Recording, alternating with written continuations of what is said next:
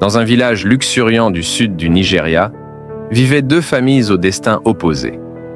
D'un côté, la famille Adeyemi, riche et influente, régnait sur le village depuis des générations. De l'autre, la famille Okoro, humble mais respectée pour son honnêteté et son travail acharné.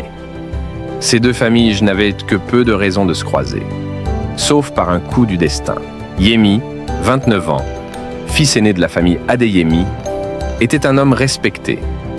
Malgré sa richesse, il était connu pour sa simplicité et sa générosité. Il gérait l'entreprise familiale avec rigueur, mais il sentait un vide dans sa vie, un manque qu'aucune richesse ne pouvait combler. De l'autre côté du village, Ezine, 22 ans, la fille unique des Okoro, incarnait la grâce et la beauté. Bien que sa famille fût modeste, elle avait un cœur pur et une sagesse bien au-delà de son âge. Ezine travaillait comme couturière pour soutenir ses parents, mais elle rêvait de quelque chose de plus grand, sans jamais espérer de richesse matérielle. Un jour, lors d'une fête de village, Yemi aperçut Ezine, vêtue d'une robe simple mais élégante qu'elle avait confectionnée elle-même. Leurs regards se croisèrent et un lien inexplicable se tissa entre eux. Yemi, fasciné par la beauté et l'humilité d'Ezine, s'approcha pour engager la conversation. Ils parlèrent longuement ce soir-là, découvrant des affinités inattendues. Malgré leurs différences sociales, une amitié naquit, qui se transforma rapidement en amour. Cependant, leur relation ne fut pas sans obstacle. Lorsque Yemi annonça à ses parents son intention d'épouser Ezine, la réaction fut glaciale. Son père, le patriarche de la famille, ne pouvait concevoir qu'un membre de leur lignée puisse épouser une fille de paysan.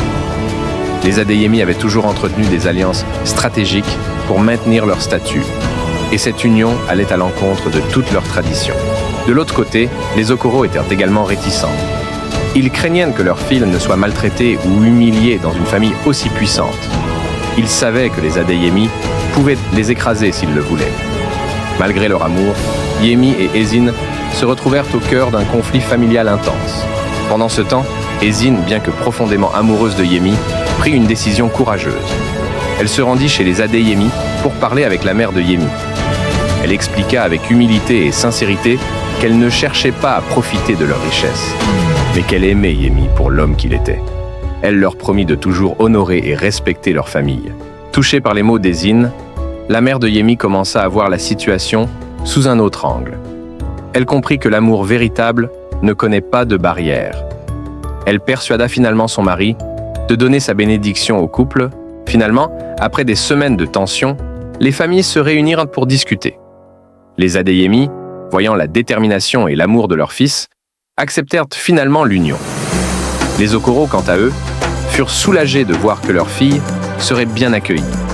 Le mariage fut célébré dans la joie et l'harmonie, unissant non seulement deux cœurs, mais aussi deux familles autrefois divisées par des différences sociales.